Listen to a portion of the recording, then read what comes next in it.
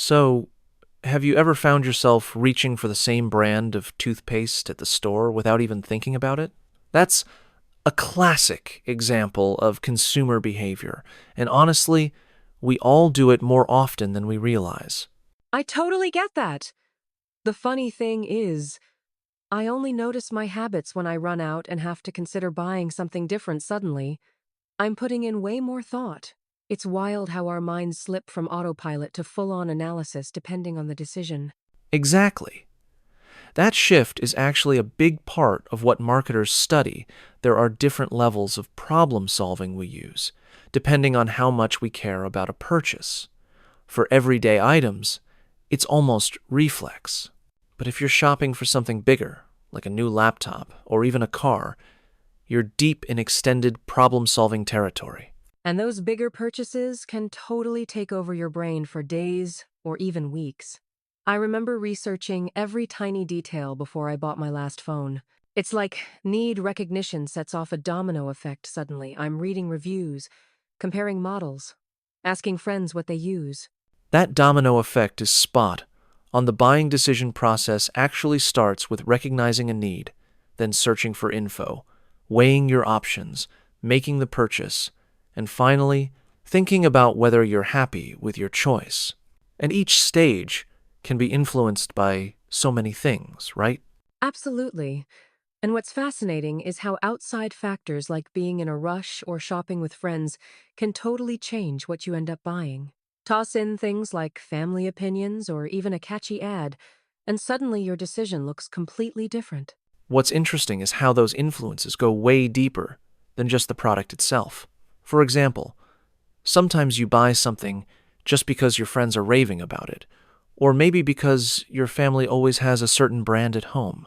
I've totally caved to group pressure before, like when everyone started using a new messaging app and I downloaded it just to keep up. But then there are times when my own mood or a cool store display catches my attention and sways my choice. Right. Marketers have to think about all these different angles, social factors, like roles and reference groups, but also psychological stuff, how we perceive things, what motivates us, or the attitudes we bring to the table. Plus, there's that whole selective exposure thing. Ever notice how you only pay attention to ads that match what you already want? Or you forget anything that doesn't line up with your beliefs? It's like our brains filter out the noise to make life a bit simpler. You know, the amount of effort we put into a purchase really depends on how important it feels to us. Buying toothpaste? Quick and easy. Buying a new laptop? Suddenly, it's endless comparisons and reading reviews late at night. It's true, and sometimes what feels low stakes for one person is a huge deal for someone else. Like, my friend will agonize over which brand of coffee to buy, while I just grab what's on sale. That situational and even lasting involvement really changes the game. Switching gears a bit, business buying is a whole different world. Companies aren't just picking things because they look cool or are on sale, they're thinking about production needs, resale, or day-to-day operations. Honestly, the first time I learned businesses even have special buying methods was a surprise. Like, they might inspect products, negotiate deals, or even test out samples before making a big order. It's so much more structured, and usually, it's not just one person calling the shots. Right.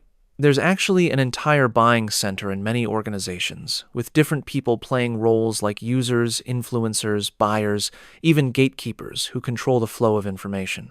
It's really a team sport.